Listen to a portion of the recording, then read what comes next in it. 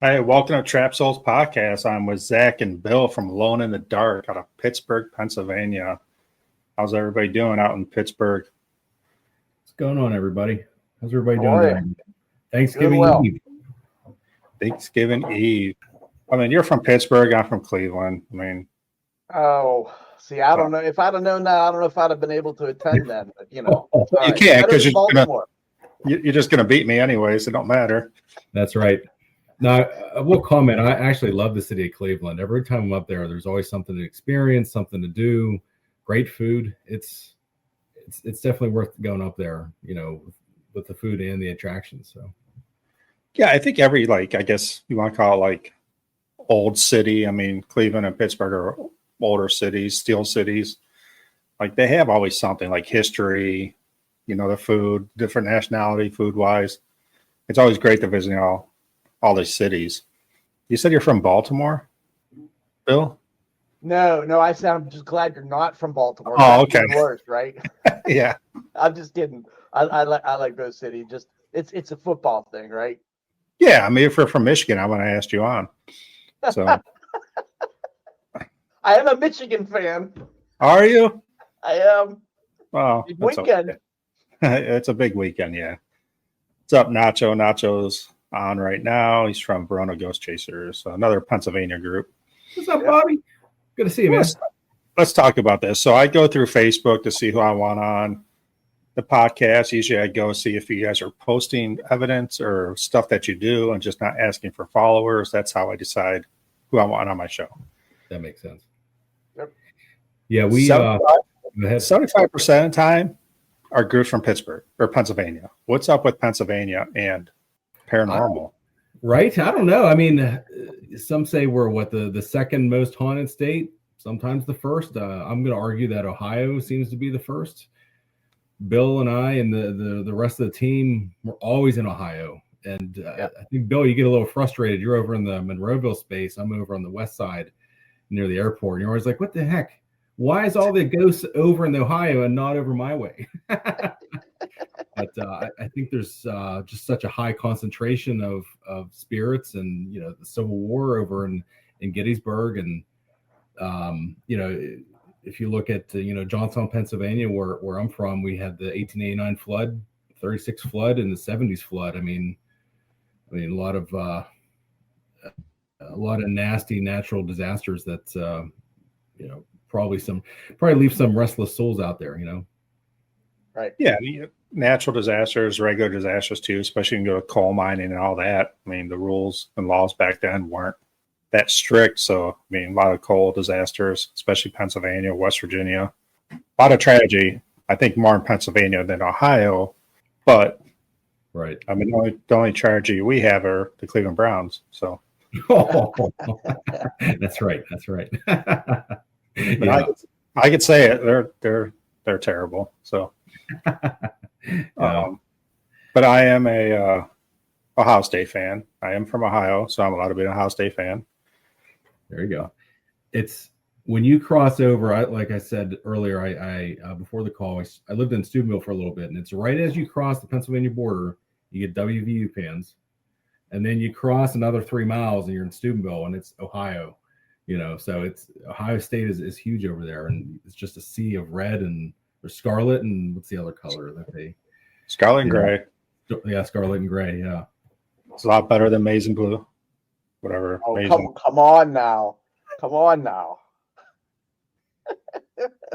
It's okay. Yeah. Right. No, I've been to Michigan 6 times. The big house to watch games up there. It's great going up there. Don't recommend wearing a Ohio State shirt up there.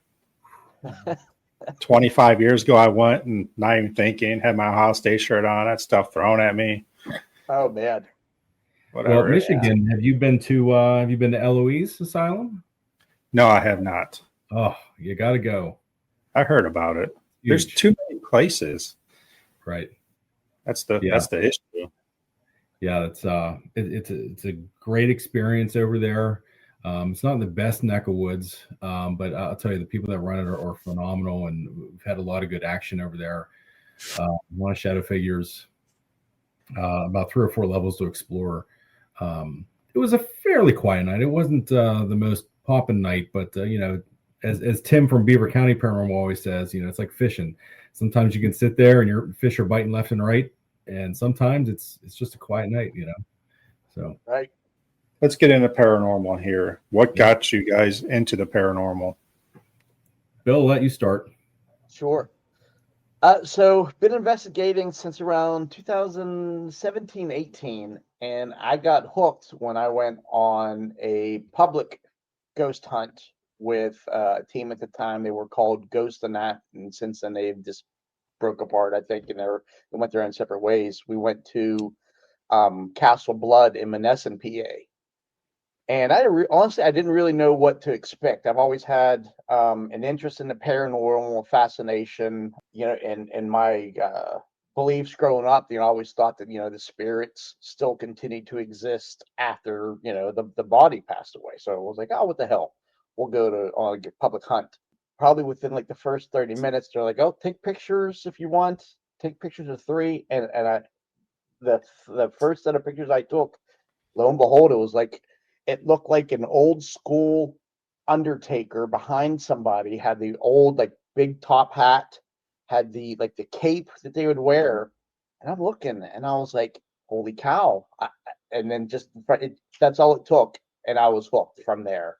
And then after a couple years, I got Zach into the fold, and honestly, it's been a wild ride ever since. We've been to probably a total of 100 different investigations since we formed our team. And how long I can't remember how long our teams were around for. So was it like 2 years before? About 2022, I think, is when we kicked it off. Okay, so 3 years.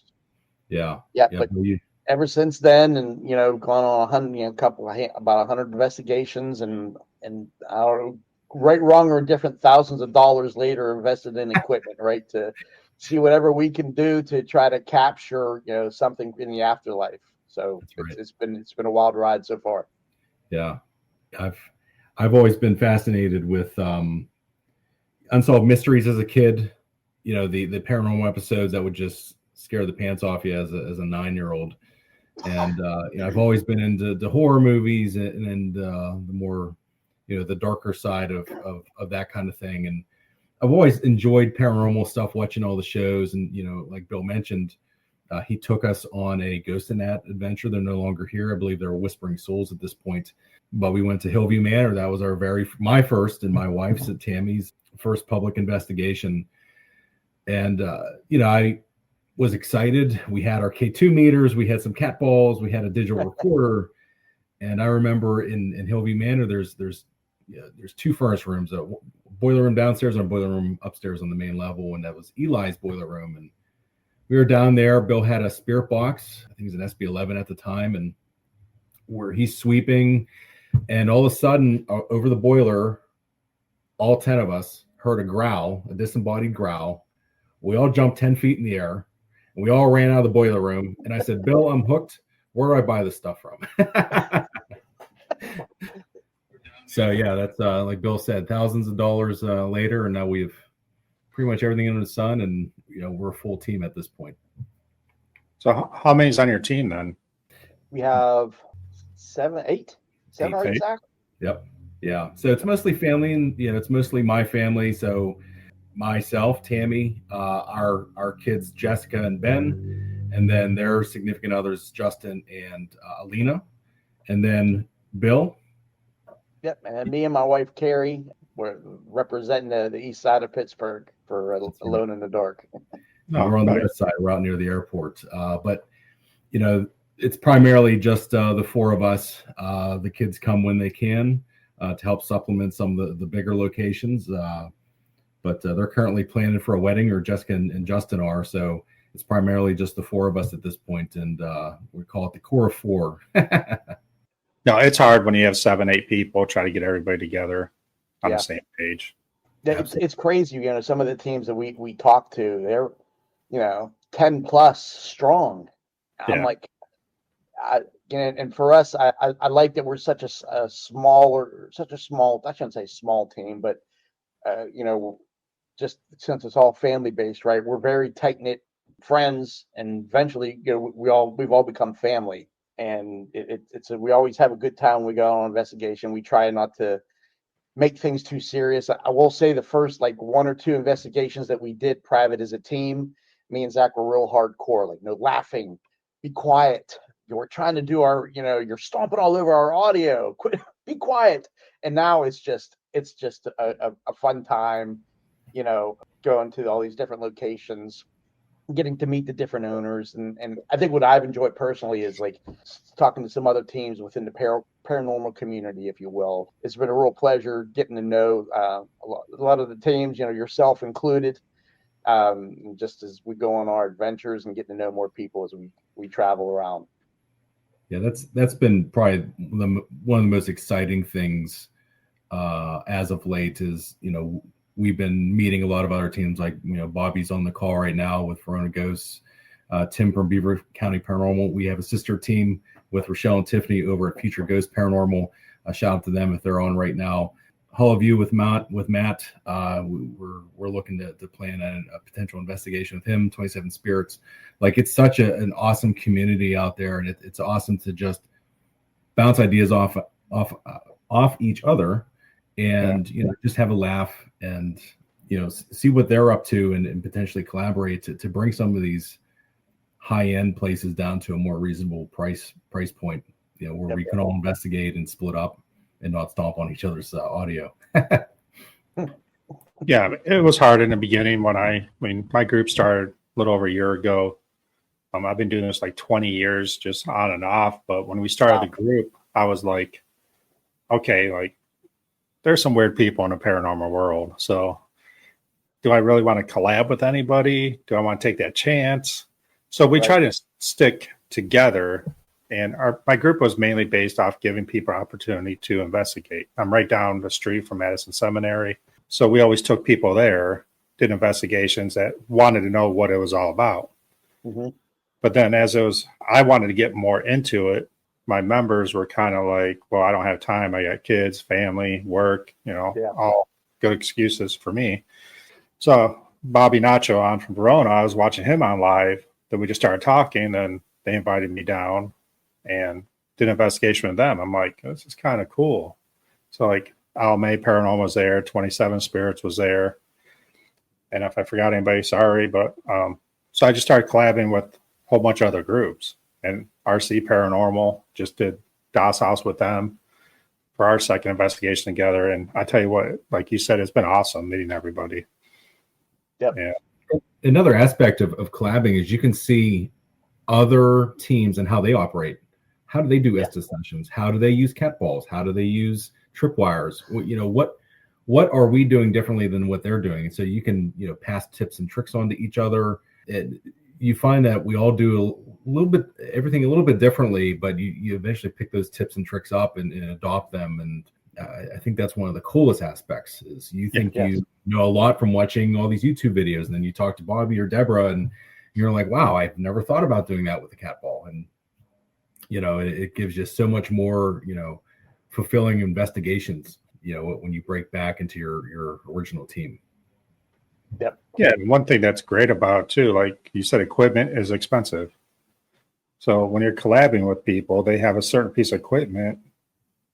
Maybe it's for you, maybe it's not for you, but instead of going dump $400 and find it's not for you, it's nice to like, no, this isn't for me. So I'm going to go buy some cat balls instead, rather spending $3. Yeah, definitely. A couple of times people have even approached us, like we did our first Paracon at the was it Greene County Historical Society. Alms House, and some people were approaching us and they're like, hey, I want to get into this field, right? What's some good equipment to start with? And honestly, we always tell them, cat balls, grab a digital recorder and get like an SJ cam, or maybe even if you can afford maybe like $100 or so, get a good 4K video camera. You don't need to be spending $300, $400, or $500 on a single piece of equipment, putting that type of investment up front if it's something that you may not be totally vested in, right? Go to a couple public hunts, see what it's like. If you like it, and if you think that it's something that you want to pursue, then go for it. But I would not recommend anyone investing like $500, $1,000 up front to just go on a private hunt and be like, you know what, this isn't for me, and then having to try to sell it. Yeah, absolutely. Yeah. So speaking of equipment, we've been excited to see what other teams have, and we've procured that equipment over time. And Bill, what's the first thing we pull out of our cases, out of our arsenal? Mm-hmm. I would say that the latest version of the Tripwire has produced fantastic results for us.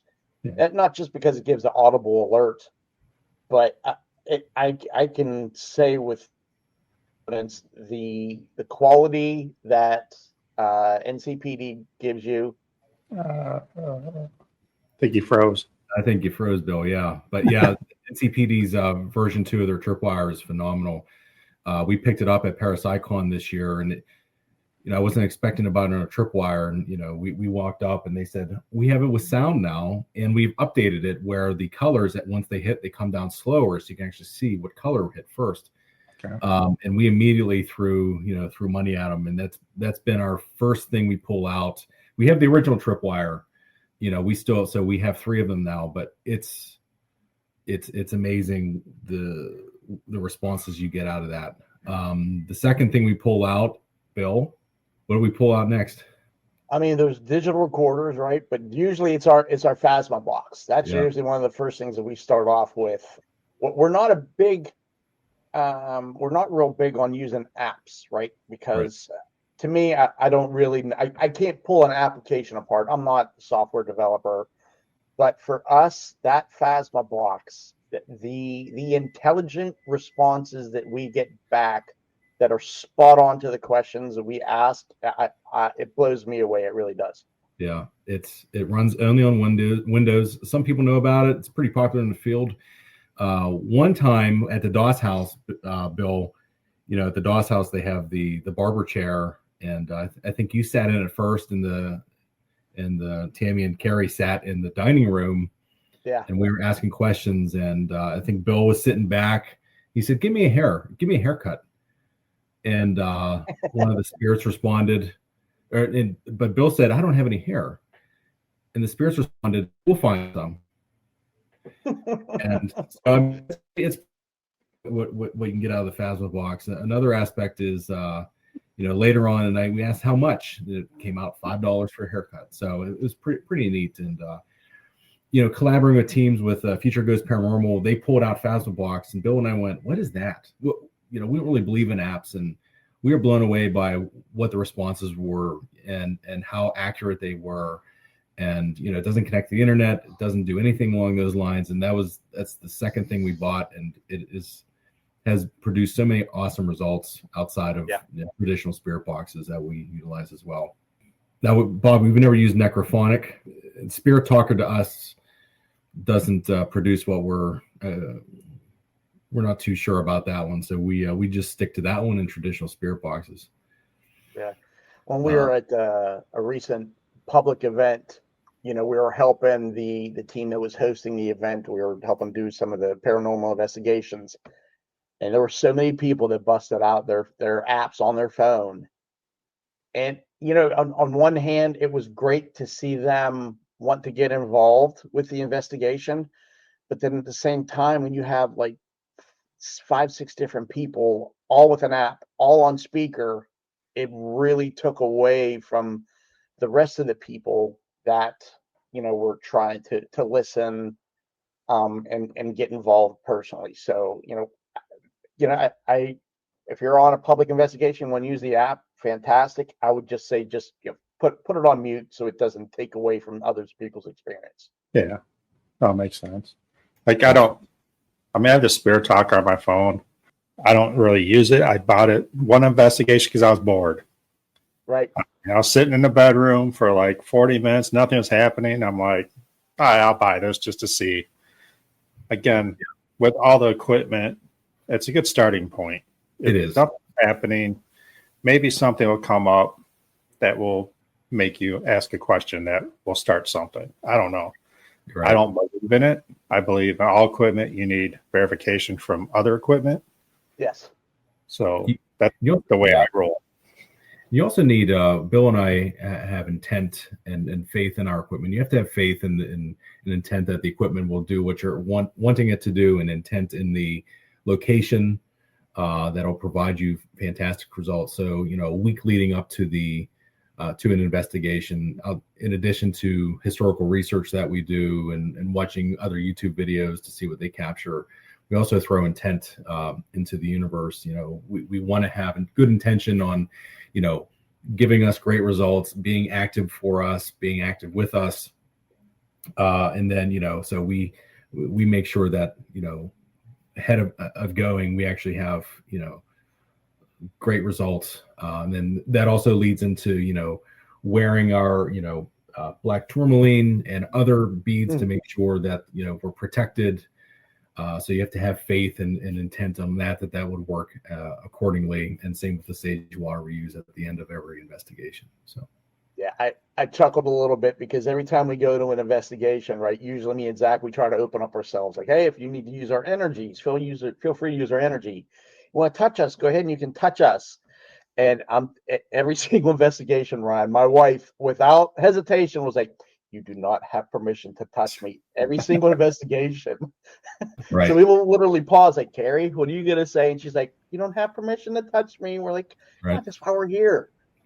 And then everybody, Tammy, my wife, who's on the team, she's kind of a slight empath where she will walk into a location and immediately feel ill. And if she goes into a certain area and it's there's a lot of presence there, she will get even more ill to the point where she'll have to walk out of the home or whatnot. Now, she doesn't have other abilities. She's not a sensitive. She can't speak or see these, entities that we're speaking to, but she's kind of our guiding post where we'll say, how do you feel? You feel terrible in this area? Or we'll put a static cam here. We'll come back here later tonight. So sorry, Tam, I know you're watching downstairs, but we definitely leverage you as a nice little tool. But no, she's, as soon as Tammy gets sick, we're all like, yes, that means this is going to be great. Yeah. And it's funny because Tammy and I, we've been, together since 2013, and we just started, when Bill introduced us to paranormal. Even before that, we gone to Zach Baggins Haunted Museum. The tour guides would show videos of people getting sick at the Jack Kevorkian van, and I'm going, Zach Baggins, he has to be faking it. And Tam looked at me. She says, I'm about to pass out. I do not feel well in here. And she had to leave that artifact room because she felt sick. And I said, oh, maybe it was just whatever In-N-Out burger that we ate on the Strip in Las Vegas. And I went to the Marshall House and down in Savannah, Georgia. And we took a nap. And right before we took a nap, she popped her head up and she says, what was that? And I said, so we went to bed. We took the nap. At dinner, I said, why did you pop out of bed in the Marshall House? It's a hotel. And she said, did you hear a cat? It sounded like a cat meowed in my ear. And we were like, what the heck? So I Googled it, and Marshall House is one of the most haunted locations in Savannah, and there are ghost cats there. And we think that she was visited by one. So we now parlayed that and folded that into our investigation. So up in the park side, up in Titusville, led by Kindred Spirits, there's someone called the Grumpy Man up on 3. And we're really good friends with them, with that team. And they said, all right, so you don't feel well. You're going to get to this 8-ball that's spray painted on the wall. And I guarantee you're going to get sick because Grumpy Man doesn't like women. So we walk up. I keep walking ahead. Tam stops and immediately starts grabbing her stomach. And it was right at the 8-ball. And so that kind of solidified her empath type abilities and what they might be. So that we definitely use her as we pull her out of the toolbox at the beginning of every hunt. That's funny though. Like, you're about to throw up. Yeah. Okay. Let's go investigate this place. That's what we do. And sometimes it's, she's perfectly fine. And, we've had some quite experiences with her at the Bel Air house. Maybe we'll get into that a little bit later, but yeah, she's, the spirits definitely love to, get a hold of her. I'll just leave that at that. Right, Bill? Yep. No, Bel Air House is pretty cool. I mean, Yeah, it's different investigation. I guess you want to call it that. it's darker. It is Yeah. darker. You just feel different in there, and it's the whole house. It's not just like, hey, go to the basement, or No, it seems everywhere there. It's everywhere. Watched. One of my favorite stories, and we have a couple there, Bill, but I said, I'm going to go to the attic. And I took, all the equipment to get ready, the tripwires and all that. And you go up the steps, and immediately ahead of you is a couch.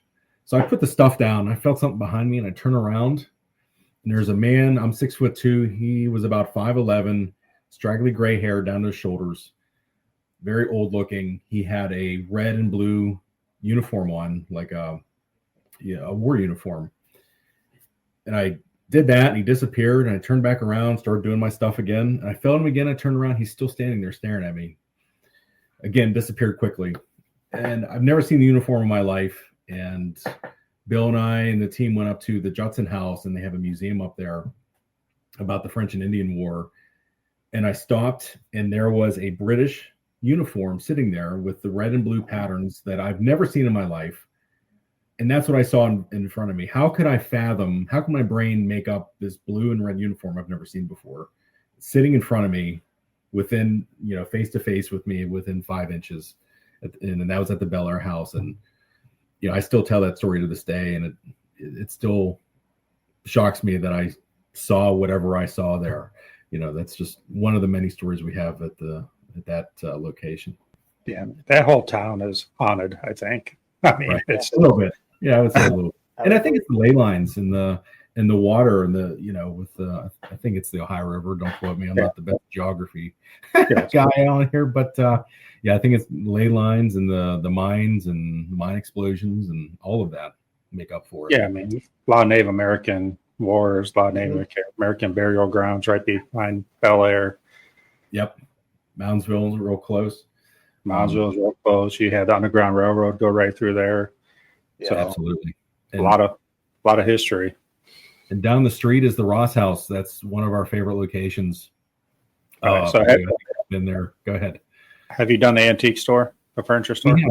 Yeah, we've probably done the Ross House probably 12 to 13 times.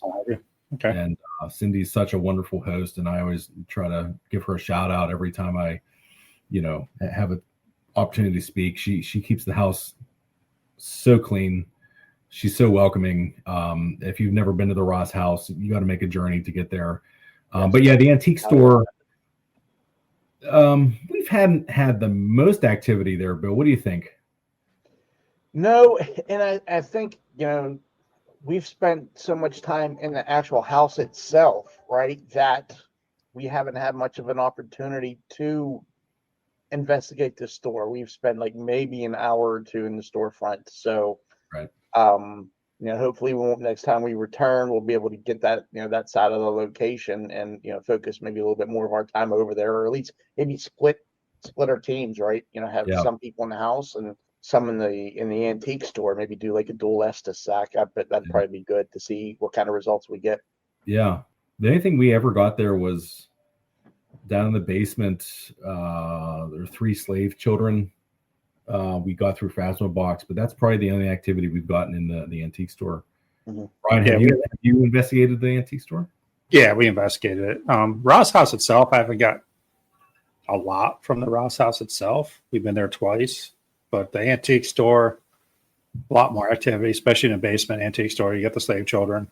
We went down there the third time we went down there. Something else came through that was not happy.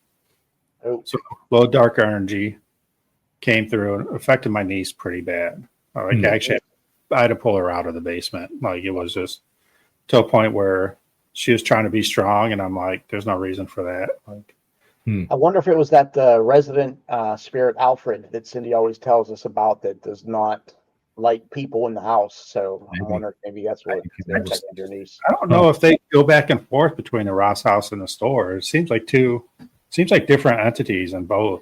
Mm-hmm.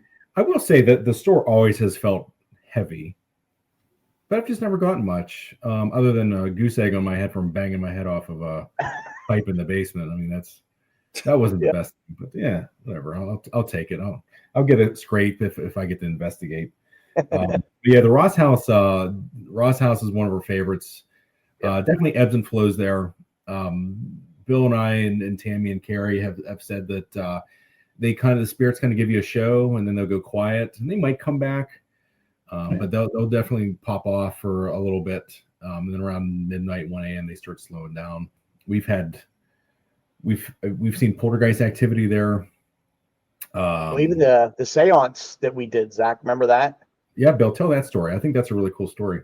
Yeah, so Cindy brought in a medium or a psychic to do an experiment with us and two others from another team, to where they played some meditation music and just everyone had noise canceling headphones on, and we were just to sit there and just listen. And she activated our third eye, listened to this music for like maybe I think about 10 minutes, and then after the music was over, we were to jot down immediately what came to our mind. So keep in mind, each one of us noise canceling, don't know what's going on, so we're all writing down, and we go around the room, and she starts asking, okay, well, what did you write down? So I think I went first, and I said I had Mary and green come to my mind.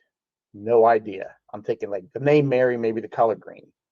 And then as they're going around, somebody makes a mention of, I'm seeing like rushing water, a lot of water, like maybe, didn't we're not equating the two. And then someone else said, I didn't hear a word, but I saw a picture of an older lady in a polka dot dress with like the old white frilly collar.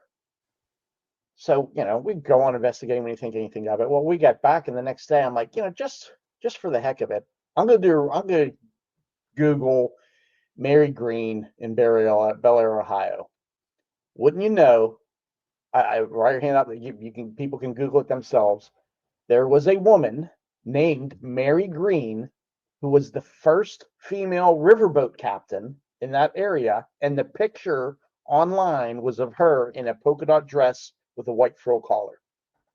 There is no picture, no mention of that woman in the Ross House anywhere. She never appeared in any of our Ross House research of the region. So that, I would say, probably out of anything, that probably blew my mind the most. Out of all of the disembodied voices, the pictures, the stuff we kept on captured on video with poltergeist activity, that to me was just, I still to this day I can't explain it.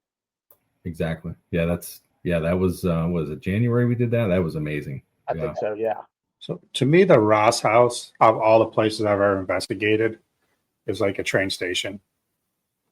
I mean, usually like the antique store, it felt like whatever's in the antique store stays in the antique store. The Ross House just seems like nonstop spirits coming in because people like you and me are there asking questions. Yeah. So they're stopping in. Like Mary, I mean, might be the only time Mary's ever there. The coal miners down the road. I mean, they died 4 miles down the road. Why are they at the Ross House? Because we're asking questions. Right. Yeah. So it seems to me that the Ross House is just a train station of spirits. Yeah.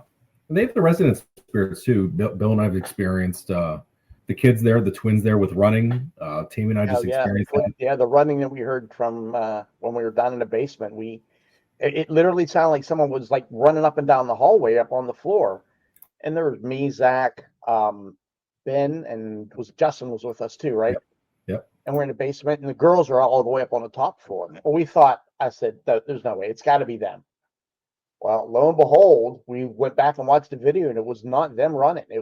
It wasn't even like real gentle footsteps. It was like kids running, having a good time in the house. Yeah. It's always fun there. And we caught a disembodied conversation a couple weeks ago there, and it sounded like 2 or 3 people talking. And it was, you could tell, you could hear words, but you couldn't make out the words. It was almost muffled. We heard it with our naked ears and our Zoom recorders while we were sitting upstairs with Tim and Julie from Beaver County Paranormal. And I said, man, I really hope I got that on audio somewhere else in the house. And I had a recorder running in the dining room, and it almost sounds like 2 people conversing either on the steps or in the hallway. the main hallway to the front door. And we've always heard female disembodied voices, but nothing as conclusive as that. No, we were so excited when we caught that. I think one thing, and it's Cindy. I mean, Cindy's just so welcoming. Like, you ask her, like, Ouija board, I don't give a shit. Like, whatever you want to do, you know? Yeah. She doesn't care. Like, hey, okay, this spirit, okay, whatever. Like, she just, Absolutely. you know, this is their house. Let them do whatever they want. So maybe because Cindy's just so inviting that everybody's stopping by. Absolutely. Knowing Cindy, she loves to talk. She probably sits there and talks to them all the time. I mean, she won't probably admit it, but she probably sits there in the house by herself and talks. So, Right. I mean, Right. so what other places have you gone a lot to? Well, I mean, Hillview is like our other home away from home. Yeah. I know Zach and Tammy have frequented it probably twice as much as the entire team has. But, you know, that's another great location. And not even just the location, but, you know, the people who help to run the investigations. Very, very welcoming and accommodating to us. You know, Ross House, Hillview, Bel Air, those are probably our top three, and then the park side up in Titusville, PA. It's I'll say it's sort of a hidden gem. I don't know how hidden it is, but the team Kindred Spirits, great folks to work with, great location, great history of that area, especially with, you know, the oil boom that was up there. So yeah, I would say those are probably my top. If I had to give top four, those would be it for me. Yeah. Hillview's definitely one of our favorites, and you know, it's the first time we've ever investigated, got the growl, so that's why I'm so attracted to Hillview. And there's such an accommodating team with Melissa Dale and everybody up there. We absolutely love working with them, and it's kind of our outside of the Ross House home away from home. And we actually host something called a friends and family event, where we'll have friends or family that say, hey, you have all this equipment, can we come with you? And we're all right. Well, we're kind of serious in what we do when we investigate on our own, but so we got such a following from friends and family that want to come. We actually kicked off something called Friends and Family Event, and this is our third year doing it. And we don't make money on it. We take them to Hillview. They pay, you know, the $100 fee, and we allow them we give them a tour of the building ourselves. We let them use the equipment. We let them do what they see on television. And they don't have to bring anything other than themselves and some snacks, because we love snacks, and some drinks. And you know, we just had one over the weekend. Yeah, snacks it's just as important as a tripwire, in my opinion. But you know, we give them experiences, and you know, some go from skeptics to believers, and some are still skeptics, and some just can't get enough of it and want to go on more. And I think that's such a satisfying thing is to bring friends and family along with us when we can. To give them that experience. And I think that's what really brings me joy with those events. And, you know, we don't make money on it. We're not looking to make money on it. And we just know Hillview so well. And it's so Bill big. Manor. Oh, Bill Manor. Yeah. Yeah. Carlo is fantastic. He's great. Yeah. It's a little bit of a drive for us. We've been there a couple times now, and Bill Manor never ceases to disappoint. You know, again, another great guy, Carlo. Can't say enough good things about them. It's always unique. Most of these owners are just unbelievable. Yes. In their own way. So, I mean, you have to be. I mean, yeah, you don't have to be, but that's just... I'm curious to get your perspective on what all the goings on with the Conjuring House. Like, what's your take with, you know, what, you know, Jason Hawes is trying to do, you know, trying to do the GoFundMe. Just curious to get your perspective on something like that. It's kind of like I have to trust him. I don't have to, but I kind of do, that he's going to do the right thing. Like, he's trying to keep the price down for people like us, right? To be able to do that. Because if a corporation comes in, or Matt Rife and his guy come in and buy it, then it's going to be $4,000 a night. Yeah. Right. Yeah. I mean, we can't justify that. No, Jason doesn't want to run it. He's going to have someone else run it. Hopefully it's a local paranormal group that is willing to do it and do it right. And hopefully it works out. If it doesn't, I'll never go to Conjuring House. I won't sleep. I've never seen a Conjuring movie, so it doesn't really matter to me. Really? Yeah. Yeah. I don't watch horror movies. So okay. Yeah. Yeah. That's Yeah, like the Warren Museum, $2,000 is just unattainable for us. Yeah, And it's insane. I appreciate them preserving it, but it's just out of the price point for the majority of teams. And yeah, I hope Jason Hawes does grab it so we can, be reasonable, almost like the Hinsdale House, and he can have a business manager. He can own it and have a business manager just like you would have at a bar, or they handle it all. And he just, Bobby, I see you're going to Bill Manor on December 19th. Make sure you sit down in the dining room with an EVP recorder and just sit there and ask questions. You'll definitely get some EVPs out of it. I mean, we use a Sony ICD ST25. We don't have one of those DR60s, but we caught so many insane EVPs out of that place at the very end of the night. You got to do it. Sit upstairs. We were doing Estes, and Bill sneezed, and through the spirit box said, "God bless." And it was. And then Bill, you haven't cut this video yet, but down in the basement, we were definitely talking to a child Bill was under, and the responses we were getting sounded like a 6-year-old that was special needs or handicapped, and he spoke like a child through Estes, and he said Matchbox or Hot Wheel, and he had Hot Wheels down there. I picked it up and I said, "What is this?" And car, and it was pretty impressive. So you definitely spend your time there. You'll definitely get your money's worth. And Carlo's such an awesome guy, and now he has the Masonic Temple. I think 45 minutes away from there. We can't wait to go back. Yeah, I can't wait for that. So. Yeah, I took my brother to Bill Manor for his first investigation. I was going to go solo. I just needed to get away because we do an outage at the power plant, and it's just too many people. So everybody's like, "You're stupid, you're stupid." So my brother's in Indianapolis. I'm like, "It's halfway in between. You want to do it?" He's like, "Yeah." Never done this before, but I was excited to show him what I do. And it was decent activity. The end got a little crazy.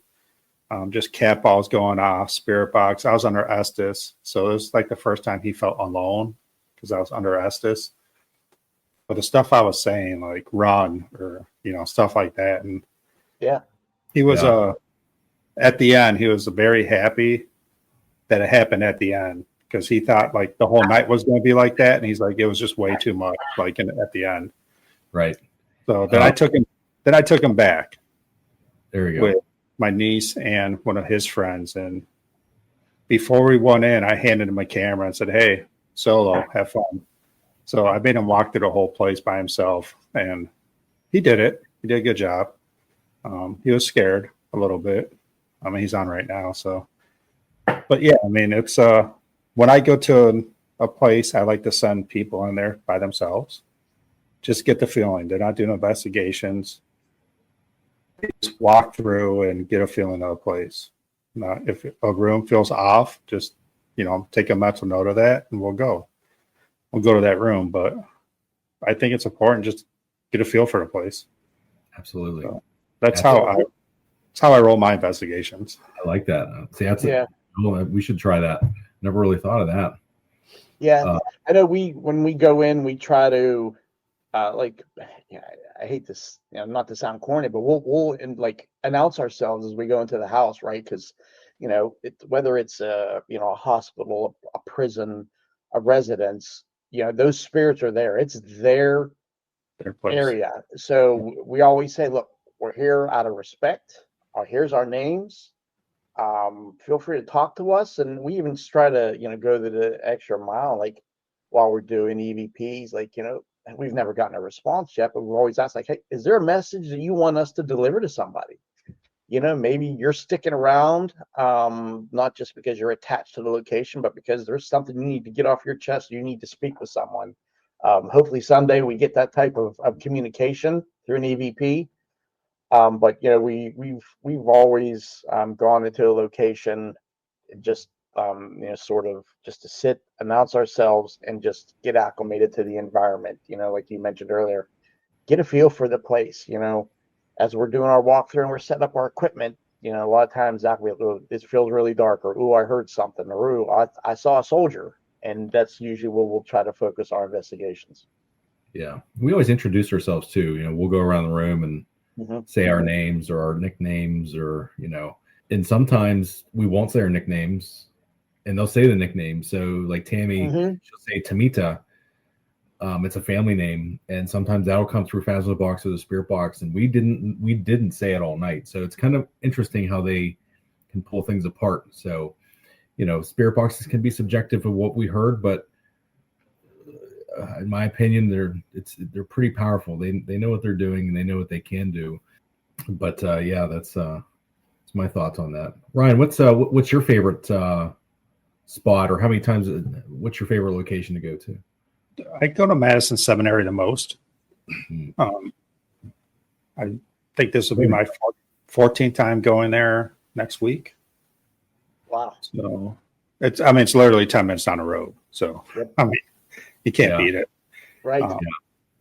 So I go there. It's fun because it's big and there's a lot of different spirits there. Yeah. And again, since it's kind of like, I don't want to say my home base because it's a lot of everybody's home base, they say, but I'm just trying to get some answers. I mean, not really answers. I want to get stories straight because I've been going there for 18, 20 years and the stories have changed. And that bothers me because you have one person going in there running a spirit box or a psychic medium saying, "Oh, Angie's down here." And next thing you know, there's a spirit Angie. Like, come on. No, we don't know that for sure. But I mean, just trying to get stories straight. That's all. And that's why I tell them, I'm like, I'm just here to get your story straight. You want to tell your story? Tell it. Yeah. Angie could have been a radio bleed too, coming. Yeah. Or it could be a spirit passing through. But Tammy and I went up for last MadCon, not the one that most recently, but last year's, and that was phenomenal. We want to vend there potentially this year. But we did the public investigation, during the party, and we did catch some interesting things. We caught some teen women in the doctor's office. That felt really dark in there. The child's room, and forgive me, I forget the child's name. Sarah. The portal. Yeah, Sarah, with the portal in the closet. Something strange was going on in there. But yeah, we're definitely looking to book that this year. So Ryan, maybe we could team up this year with you. Yeah, that'd be I'm cool. always up for it. So that portal in the closet. So I've been doing this 18 years. 2 years ago is the first time I heard of that portal. Okay. See, we don't know much about it. So yeah. So that's why I want, let's get the story straight here. Let's try. Right. Sarah, I don't know if I'm a huge believer. Sarah's in Sarah's room. Okay. Was Adam? Is it something mimicking a child, or? I don't know, because Adam has a theory that the lady across the hall, because when you go in there, it takes a while to get some evidence answers. Like, people are just in Sarah's room asking questions. He believes the lady across the hall is coming over and saying, "Hey, I'm here too." So I don't know. I mean, interesting. Seems like activity is picking up a little bit in Sarah's room. The attic is always my favorite place to go. I get my best EVPs in the attic. Interesting. Yeah. Okay. Good to know. Yeah, we'll definitely note that. We just did the doctor's office, and like I said, that was a public. Sometimes we'll just do publics for just to scratch the itch, as they say. Yeah. So Bill, that's why we go to Hillview so much, because if we don't have one of our 25 investigations for this year, and we want to go, we'll go to the public. And that's always. If you ever come up, just let me know. I mean, if I'm off work, then definitely I'll join you. It's not a big deal. That sounds good. What do you guys believe in solos? I mean, the name is Alone in the Dark, right, Bill? That's right. Just like the name says. We love doing solos. That's whether someone's in the basement, the gals don't like to do it, so it's always just one of us. It's one of the solos we did was actually the Parkside. I was sitting there. Bill came around the corner, and Bill took a photo, the 3 snaps, and Bill caught a child's face.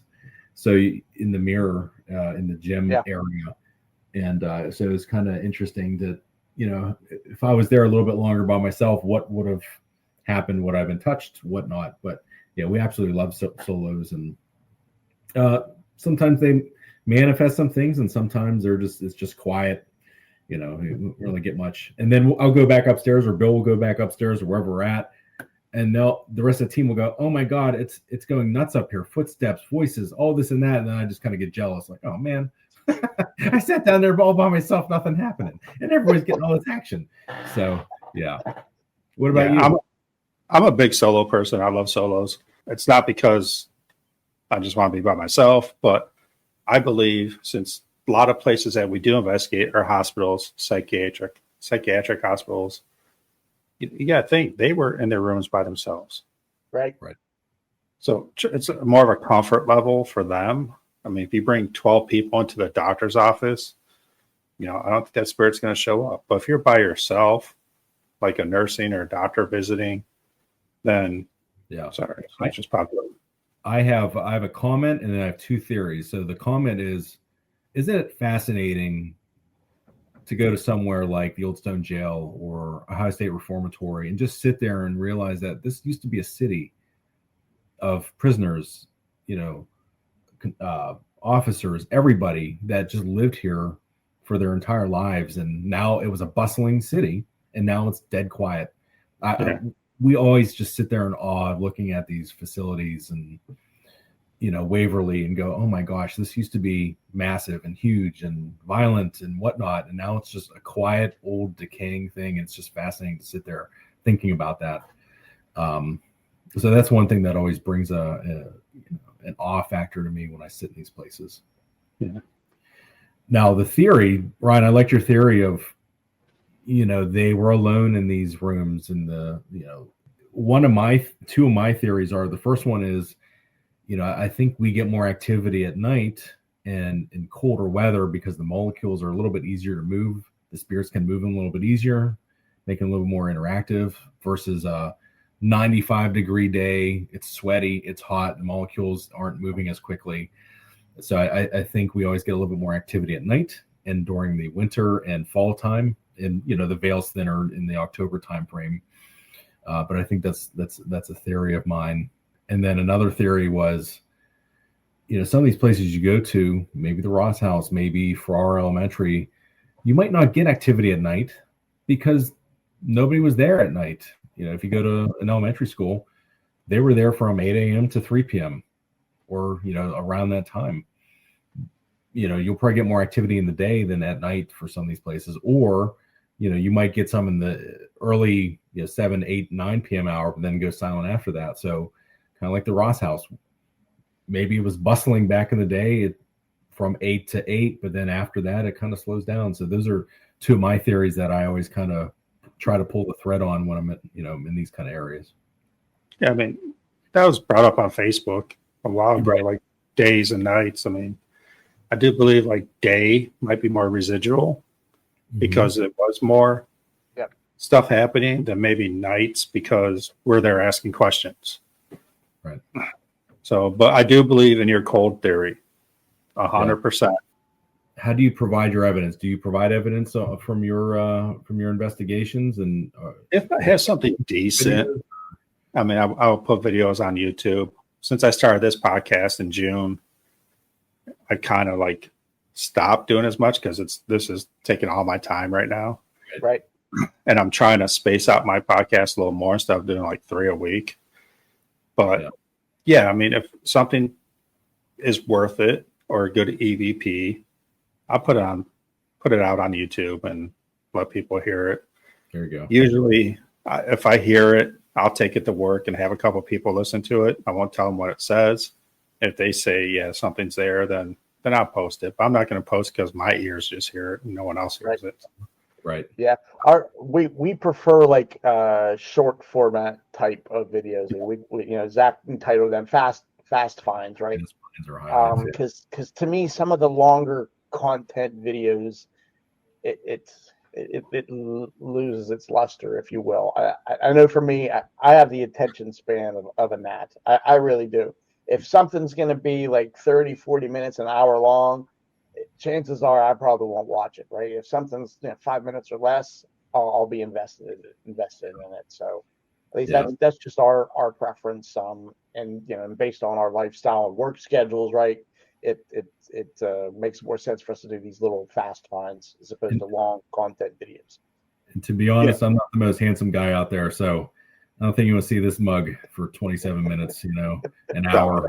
Just give me the evidence, man. Right. Yeah. Just the facts, man. Just the facts. Yeah. I try to make shorts out of them, minute to minute 20. If it's 20 seconds, it's 20 seconds. So I try to keep it short, just throw it on shorts and thanks, Bobby. That's funny. Yeah. We've always talked about going live, like Verona goes and whatnot. It's just we're just so invested in investigating that we also don't want to go live and nothing happens and people are just sitting there like, all right, these guys are literally alone in the dark by themselves. Yeah. So we don't do lives, and we'll dump everything on static cams and we'll sift through it and bounce things off each other. And unfortunately, we'll find some really awesome evidence, and we'll find it's a headlight, or somebody singing, and it's just like, oh man. But every so often there's that gem. And one time at Hillview, we have full spectrum cameras that I build, and Bill was taking shots of 3 at down on 1 North and Hillview, and he said, I think I got something. I said, you didn't get anything. Come on, man. He sent it to us, and there was a 7-foot shadow figure all the way down the hall where you're always seeing shadows and hands and heads. And every time someone stops me and wants to talk ghosts, I show Bill's photo, and I'm like, look at that. And they go, oh my God. And I've even stood at the end of the hall, and I'm 6'2", and it was the shadow figure is taller than me, from a photo comparison. So, and it was much thinner too, but so evidence review can be fruitful, and sometimes it's the biggest time suck, and sometimes it's fruitless, and sometimes you don't catch anything. You'll sit there for 8 hours listening to audio and nothing comes through. It's a grind, that's for sure. It's a grind, but I always do it to like gold mining. Now I say, because I'm an EVP junkie, 6 hours of going over EVPs, you catch that one EVP, it was worth it. Then you're hooked. I have probably a little over 6 hours from the DOS house I got to go over still. Wow. Because I did an hour and a half, 2 hours solo in the basement when I first got there. So, wow. Yeah, I'm way behind, but from our investigation that we helped Tim from Beaver County Paranormal at the Old Economy, I've probably 6 hours of audio I haven't even touched. So I am guilty of being way behind for our evidence review. So hopefully we'll stop during the holidays. Yeah. Typically what we do is if something phenomenal happens during a live investigation, we'll go right to that and cut it for a fast find. One of those was Reynolds Death House in Gettysburg this year. It's a very small place. It was the smallest location we've ever been to, and it's literally just a room and a smaller dressing room. It's a photography studio now, and I was doing Estes in the dressing room, and I literally just go under. We had a camera on it. We had a tripwire in the other room in front of the other team members and some friends. And I go under, start sweeping on my SB7, and it says, hi, Tammy. I'm like, all right, hi, Tammy. And all of a sudden it says 1. I'm like, 1, 2. I'm like, 2, 3. I'm like, 3. I'm like, all right. So I can't see anything. I'm just sweeping in the other room. I can't hear anything. And I come out and they said, that was the coolest Estes we've ever seen. And I said, what are you talking about? They said, you said 1, 2, 3. And then the tripwire went off, like something ran by it. And we caught that on audio and video. And that's one of the coolest catches that we've gotten this year is that was great. Spirits were showing off. That and when we had the XLS, and and I know a lot of people don't believe in it, right? False positives and such, but we had there was like a bar, and we had cat balls sitting on top of the bar, and I'm scanning through. Oh my God, my smoke alarm's going off in the house. Oh, Bill. Anyways, I'm scanning with the XLS, and you see a figure, and it points to the cat ball on the bar, and then the cat ball goes off. So it was pretty wild. start vending at some Paracons. We just did one earlier this year as kind of a, putting our feet in the water, see what we thought. Yeah. So a big shout out to Tim and a few others for always being there for us. We have 1,000 questions about how to do a Paracon, what to bring, what not to bring, and what to do. And I sincerely appreciate Tim from Beaver County's friendship on that, and even Rochelle, you've done so much for us as well. So thank you. Just want to give you a shout out here, and I think you should be featured on this podcast. I think you should email Ryan here and see if we can get on. Yeah, just email me. I'm always looking for people. I love just talking to a whole bunch of different people. It's great. Yeah, we always learn something. Absolutely. For me, I always learn something. If it's a place to go or a trick of the trade, it doesn't matter. Equipment. Right. Yes. Yeah, and that's where we got the Phasma box from Rochelle. She whipped it out, and I was like, "What is that?" And she's like, "Just wait." And I said, "All right." So now we're believers and absolutely love that equipment. Ryan, have you been to Waverly? I have not. That is on the list. I did ask my group what places they want to go next year. That's the only place I got. Waverly. So I'm like, I mean, I've been to Mansfield. I've been to Trans-Allegheny twice. I'm jealous. So I guess I have to hit Waverly, just the trifecta. Yeah. I don't know. I mean, I love Trans-Allegheny. It's so Talk about. It's not too bad. It's like Hillview. It's $100. Yeah, you got to go. We did a tour there last year, and it's such a phenomenal place. But yeah, Bill, we got to definitely prioritize that as well. Yeah. Waverly's cool. It's just genuinely creepy. Again, just like I said earlier, it's just you sit there and a bustling city of people. At one point, you just sit there and you go, "Oh my gosh!" The history here. The challenge there is bats. Lots of bats. Yeah. It's all I was open just air. gonna say Tammy hates bats. It was Trans-Allegheny. Yeah, I got really? I Good got to know. winged. I got winged a couple times at Trans-Allegheny walking down the hallway.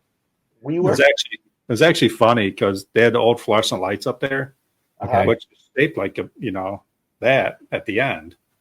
So me and Yes. my buddy Ashley were walking. I'm like, "Is that a light?"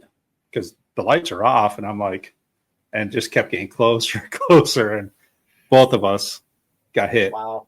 Nope. Right, we got winged, Dog. and I'm like, We- "Damn, that was a bat." Nope. We were at Prospect Place with Rochelle's team.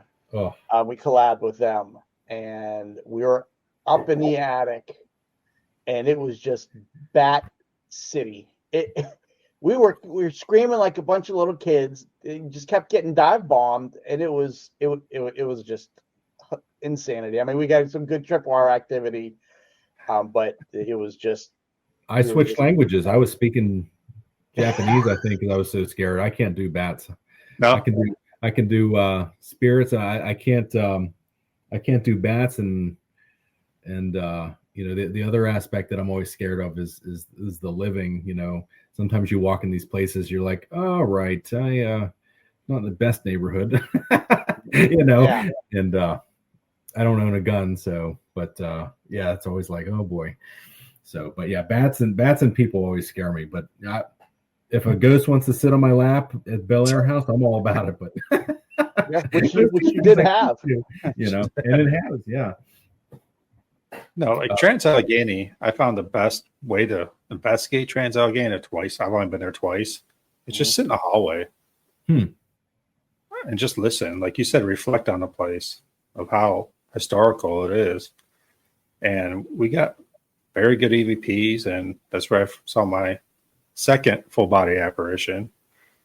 Just walk right across from me. I mean, Wow. just sitting there and just kind of reflecting, like, because everybody's always in those hot spots asking questions. So I'm like, why don't we just sit here in the dark?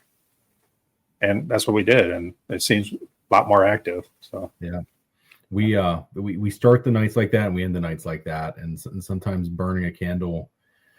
Bill, we were at Wildwood Sanatorium, and Oh yeah. you tell your story because I think So- you Yeah, I think levitated. everybody left for the night. It was just the core four of us: myself, my wife Carrie, Zach, and his wife Tammy. And we're upstairs at the little seance table and had a candle going. and we're just sitting there, initially listening, and started asking questions. And my wife's back was to the steps, or the one hallway, and it's to the right of me. And all of a sudden, you just start start off with gentle footsteps, and we're like, we all hear that, right? And I was like, yeah, okay. Of course, my wife's panicking. Did you lock the door? Is the door locked? Oh my God. I'm like, yes, the door is locked. Well, then, sure as shit, maybe 5 seconds later, like it's like a kid coming down the hallway. Loud, everyone heard it. I about shit in my pants. I jumped up out of the chair because I thought it was coming right at me. Yeah, everyone else is still sitting there, and there's me, Chicken Little, getting ready to run out the door like the Kool-Aid man. Right. And that was after some really angry EVPs in the basement. So I think, Bill, you were feeling it that night. And yeah, that he didn't, whatever spirit was coming through did not like us in the basement that night. That's for sure. Right. And I think some of the spirits like to pick on people too. It was Twin City Opera House over in Ohio. Ryan, I'm not sure if you've ever been there. Phenomenal place. I was picked on all night. We were in the basement. There's a little girl spirit that resides there. She pulled my shirt. You can hear her laughing. And then we are going to go backstage and on the stage and behind the curtains. And I was walking up. We were looking for chairs to sit in the back. I've never had this experience before and have not experienced it since. But I was walking around. I just had my camera, no spirit box running, nothing running, just legitimately just walking around. And radio static literally just pierced my ear. And it was the weirdest phenomenon I've ever had. And it was probably less than a second. It was extremely loud, disappeared, and that was it. Yeah, and he didn't have any headset on, so it's not like he was getting interference between the headset and the microphone. It was nothing. He was just grabbing a chair. And on my H1N, my Zoom recorder on my running gun caught it, and it sounded like a kind of high-pitched, actually it sounded a high-pitched squeal in person, but it sounded like it actually was an EVP saying get out or leave, which was really fascinating. But then I had other Zooms in the auditorium, and it just caught a high-pitched squeal. And it was the strangest thing I've ever heard. But, that night I felt picked on.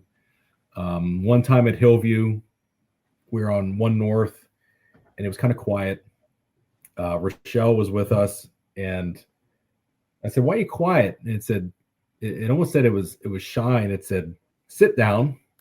And I said, "Well, who do you want to sit down?" And it said, "The big one." And I said, "Well, am I the big one?" Or Rochelle said, "Who's the big one?" It said, "Zach." So I sat down, but so I often get picked on. Tammy often gets picked on because of her ability, I guess, for lack of better terms. Bill, I think you get picked on, don't you? Yeah, when we were at was it West Virginia Penn, and we were in Red Cell area. Yeah, I normally don't try to be aggressive. I usually try to keep an even keel with our investigation. But I thought, all right, I'll provoke a little bit. And I started talking to the guy that killed Red, like, "Oh, you're a coward, this, that, and the other." Well, next thing you know, Zach's under Estes, and it's like you're bald, you're fat, and it's like talking directly to me, and I'm like, and of course our wives were like, I got the William from my wife, so I had to tone it down after that. But and I came out, I said all these derogatory names. What's going on? Everyone's jaws just dropped staring at me. I was like, "You're bald, fat, hoopy," or something like that. I was like, none of these make sense, but you could tell it was a voice, and it wasn't like radio chatter. And we played it back, and it married up that Bill was talking a little bit bad about this guy, and we don't provoke. We're not that kind of team, but it was interesting to get that night. And oh my gosh, so Rochelle in the chat, she just reminded me about the Estes session we did, Zach, in the basement at Prospect Place. Oh yes, and right. It was Ryan. It was literally like I was listening to a story of a slave that was trying to escape someone, ran from trying to hide in the river, and he's coming. "I'm dying, boss." And it was like even like period type of talk. So it wasn't like I'm listening to like AM radio station, right? It was literally like I was replaying some type of event that was, from a perspective of a slave that was trying to escape, a bounty hunter trying to catch him. It was the wildest thing. That is the only place I've ever had anything like that. I usually get one word, two words, maybe half of a sentence, but this was literally like a full-on story that I was, someone was channeling through me, and I'm not a sensitive, I'm not a medium. I may feel a thing or two, but that was the one and only time I ever had that come through. It was just a wild experience, and I'm glad, we were able to investigate the place with Rochelle and her team. Yeah, and it was it's part of the history from that place too, isn't it? Yeah, and it was they were trying to, like Rochelle said in the chat here. Yeah, it was almost like they hanged somebody and then buried the guy. It was almost like it said get his legs, and then all of a sudden a few minutes later Bill was chatting about digging something. So it's almost like they hanged whomever they were hanging and they buried him, and they were trying to get into the Prospect Place basement, because that was part of the Underground Railroad. But yeah, that was crazy. That was crazy. All right, let's do some quick questions here. I'm not going to do a rapid. Zach, you answer first, and Bill right after. Bucket list. What's your number one bucket list place you want to go to? Winchester House, Mystery House. I've been enamored by that place since I was a kid. Just the massive amount of rooms, since I was like 7 years old, seeing it on, Nickelodeon as a kid. I've always wanted to do that. And now that, you can investigate it, I would love to absolutely do that. And that's kind of a different place. But yeah, I'd love to do that. Bill, go. Your turn. Yeah. Yeah, for me, it would be the hotel where Stephen King wrote The Shining. That's besides the Winchester House. That's on my top must-see locations. Prior to that was Gettysburg. We just went there. I don't know how we slept on Gettysburg for so long. For whatever reason, we thought it was like 5 hours away. Obviously, it's not. But I'm a big history buff, and going to Gettysburg was fantastic. But for me, the hotel where The Shining is written. That's Stanley Hotel. That's my number two. Stanley, yeah, and the Shanley. I wouldn't mind going to the Shanley Hotel as well. Yep. So I know Shanley's cool. Yeah, that'd be a good one. But yeah, those are ours, and there's a couple others. But yeah, those are. I've always wanted to go as a kid for the Winchester. Yeah. How about you, Ryan? What's yours? I have no idea. No, I'm joking. I want to go ever since Emily Paranormal did the True Crime Lab or museum over in the UK. Ooh. Oh, I want to do that. Somewhere overseas would be great, like the Ancient Ram Inn, any of the old Scottish castles. That would be fantastic to investigate. Yeah.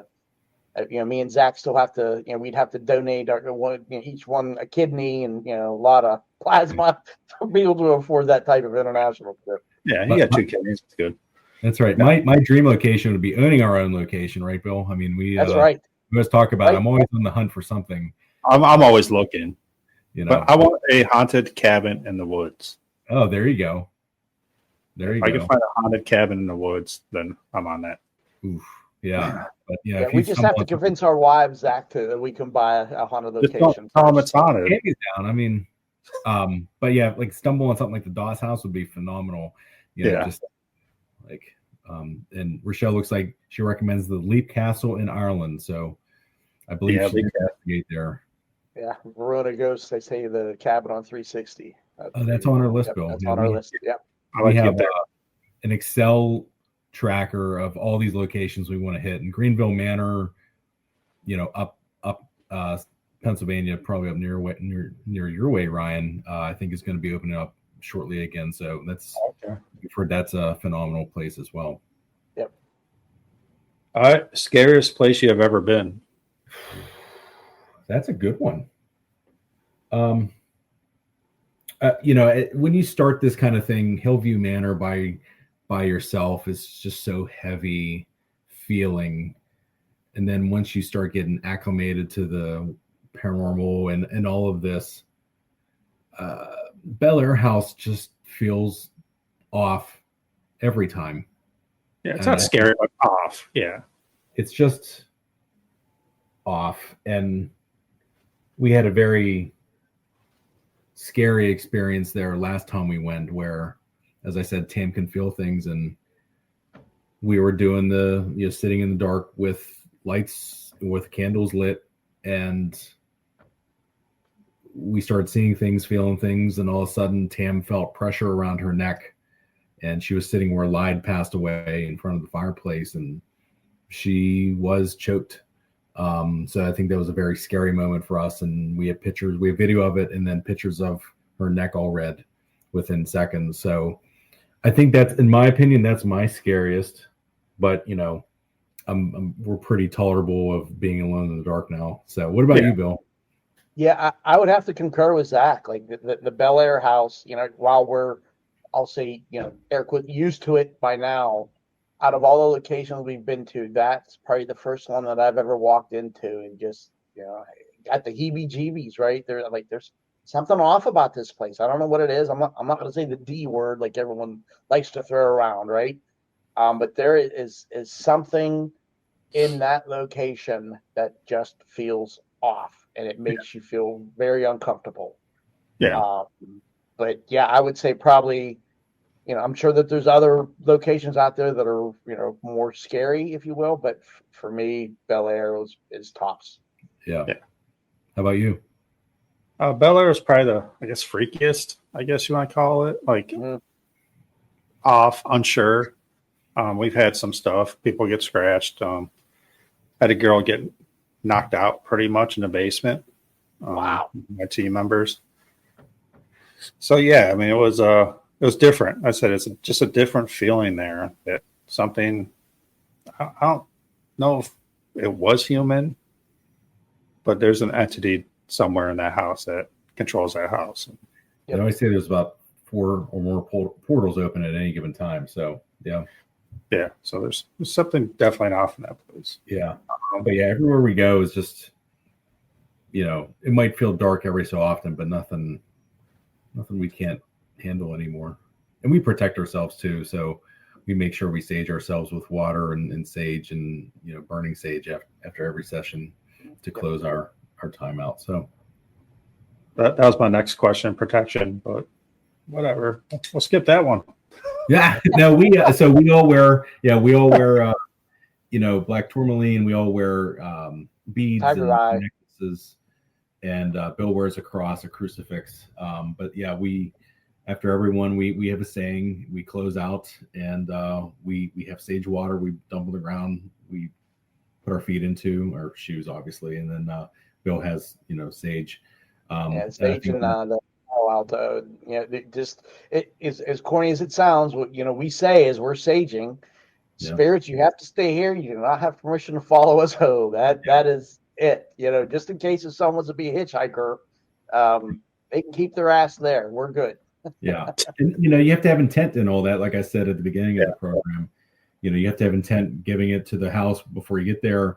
Intent in your equipment, intent in spirits that they'll give you, and then intent in your beads and your protection and belief in all of that to help protect you. But yeah, we definitely go above and beyond to protect ourselves. And thanks to Rochelle for always showing us that in the beginning. Yeah, I'm not huge in any of that. Always my faith, and I always believe positive energy is what. Yeah.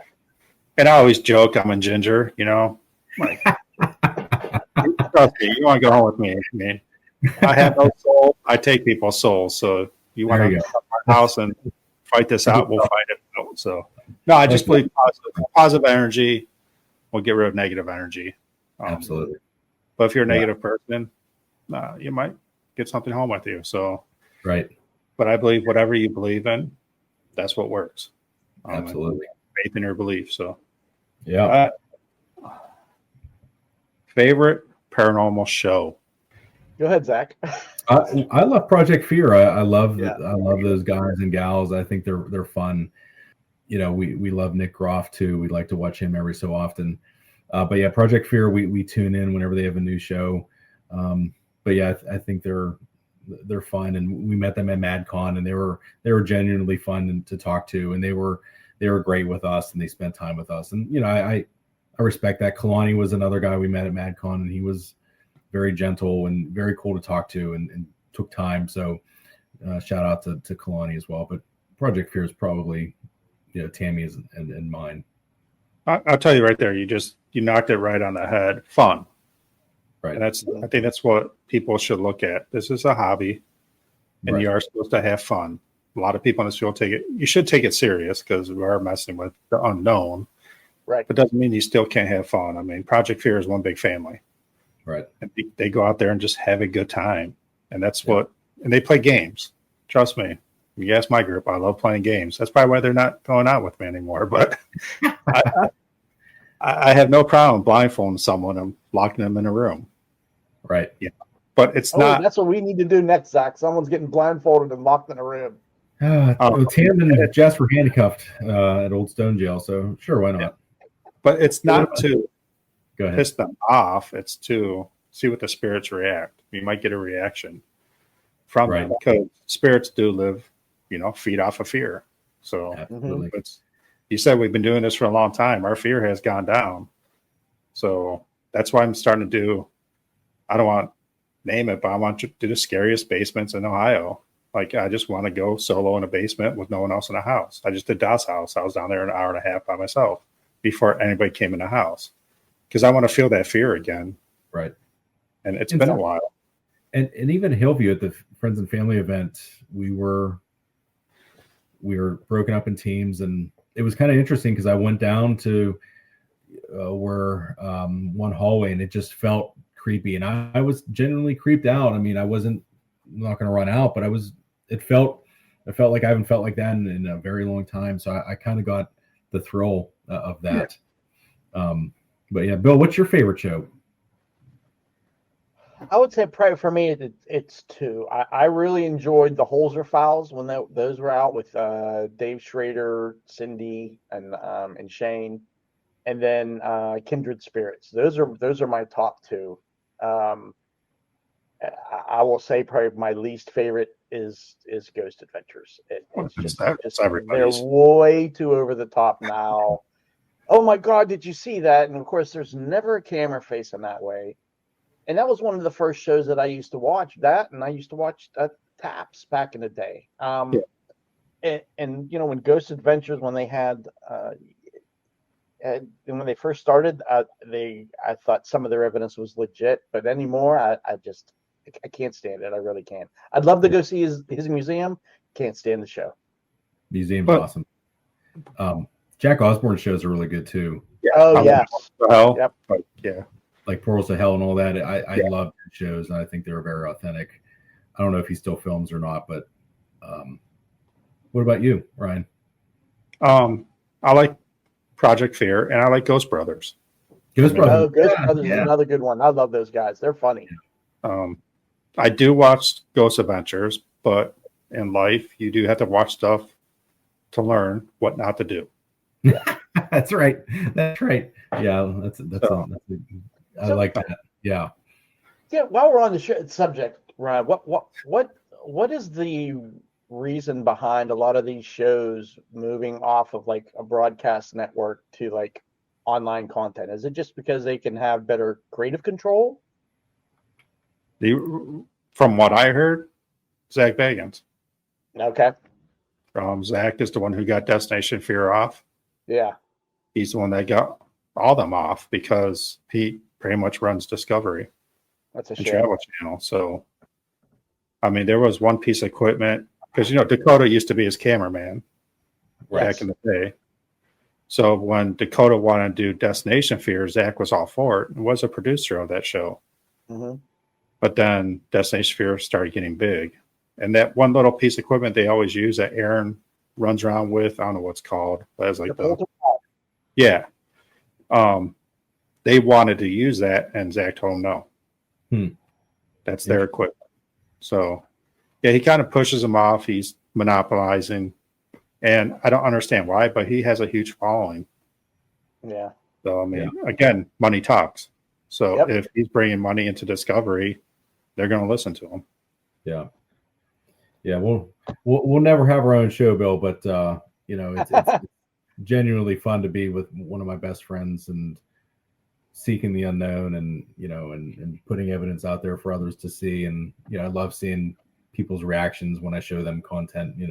So I couldn't be more thankful to be with you and Carrie and my family to do this with you. So Same here, man. Yeah, that's what it's all about. Right. And I had Christopher Boggs on, the mortician, on. yeah, His daughter does it. She's 9, I think. And that's the one thing, is just creating memories. That's what it's about. yeah, So, Happy Absolutely. Thanksgiving to you too. yeah. thanks. Happy Thanksgiving. Yeah, but yeah, this was great. Thank you, Ryan. I really appreciate your time and inviting us on. This was fun. Yeah. But We're pretty far into this here, so we'll wrap this up. absolutely. Anytime you guys go to Hillview, drop me a message. I have to get out there sometime. Yeah. You guys come up to Madison, let me know. I'll probably go do it again next year sometime, so I'll let you guys know when I'm going to do that again. Yeah, Swing on by, and we'll get together, have a good time. And that's right. what's all your do socials real quick? What are all your socials?